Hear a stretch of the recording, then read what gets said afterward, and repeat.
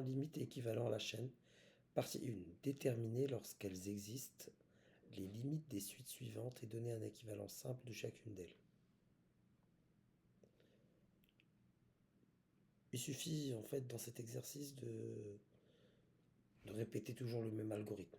On va repérer à chaque fois le terme prépondérant de l'expression qu'on nous donne et on va mettre ce terme en facteur et l'expression résiduelle elle aura pour limite sûrement 1 et on pourra avoir un équivalent et en déduire derrière la limite. Donc on commence par le premier.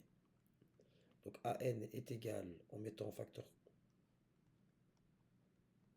4 puissance n, on obtient 2 quarts à la puissance n, plus du coup moins 3, pardon, moins 3 quarts à la puissance n, plus 1. Donc ces deux termes-là tendent vers 0, car ils sont compris entre moins 1 et 1. Et là j'ai 1, donc c'est équivalent à 4 puissance n. Et on conclut du coup que la limite de an, c'est plus l'infini. Pour la deuxième, je vais factoriser au numérateur par 4 puissance n pour obtenir 1 moins 1 quart à la puissance n sur 5 puissance n, 1 moins 3 quarts à la puissance n. Et pour la même raison que celle évoquée précédemment, j'ai comme équivalence 4 puissance n sur 5 puissance n, c'est-à-dire 4 cinquièmes à la puissance n. 4 cinquièmes à la puissance n étant compris entre moins 1 et 1, sa limite en plus l'infini, c'est 0. On conclut donc que la limite de Bn, c'est 0.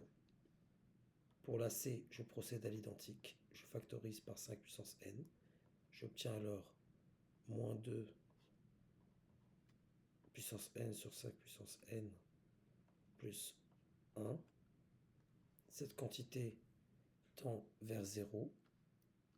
Donc c'est équivalent à 5 puissance n qui tend vers plus l'infini. Et donc la limite de Cn est plus l'infini. Passons à la D. On va factoriser par moins 5 à la puissance n.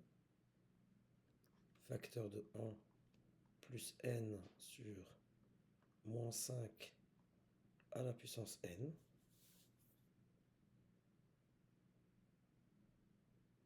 On obtient alors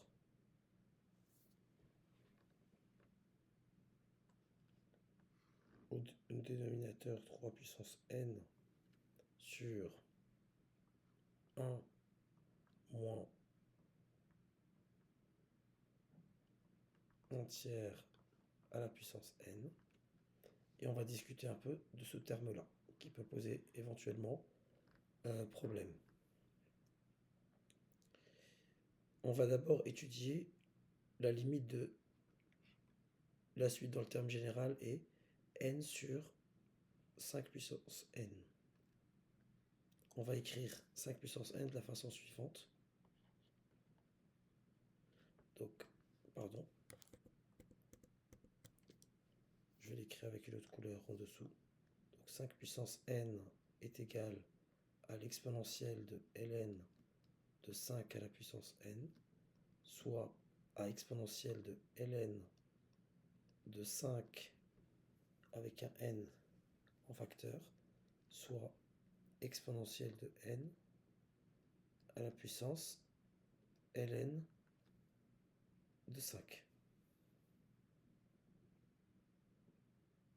On peut prendre de deux façons, ou exponentielle de ln de 5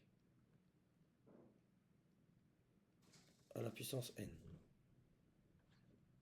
Or, par croissance comparée, on sait que, du coup, si on l'écrit sous la façon de n sur exponentielle de ln de 5 à la puissance n, par croissance comparée, ça tend vers 0.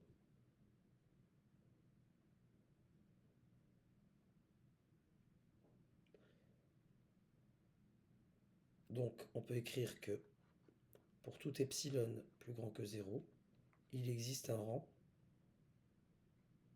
on va l'appeler n0, il existe un rang n0 appartenant à n, tel que pour tout n appartenant à n, dès que n est supérieur ou égal à n0, la distance entre 5 et 5 puissance n et 0 est aussi petite que je veux. Donc, on aurait à partir de ce rang-là, n sur 5 puissance n aussi petit que je veux.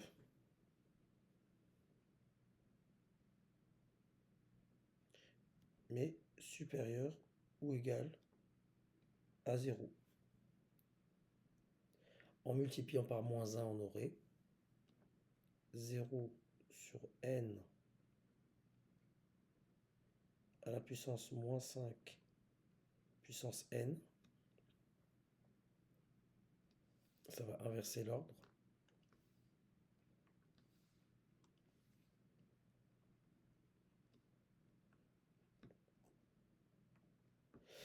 Et donc, en introduisant la valeur absolue, j'aurai la valeur absolue de n sur moins 5 n est égale à la valeur absolue de n sur 5 à la puissance n, qui sera plus petit que epsilon. Donc j'ai fait un peu de cuisine pour vous montrer qu'en fait, cette quantité, également à partir d'un certain rang, elle sera aussi petite que je veux, mais dans les négatifs. Elle tendra vers 0. Donc ça tend vers 0. Et du coup, j'aurai comme limite moins 5 tiers le tout à la puissance n, comme équivalent bien sûr, pardon, qui n'a pas de limite. Voilà. Donc dn n'a pas de limite. Donc dn n'a pas de limite.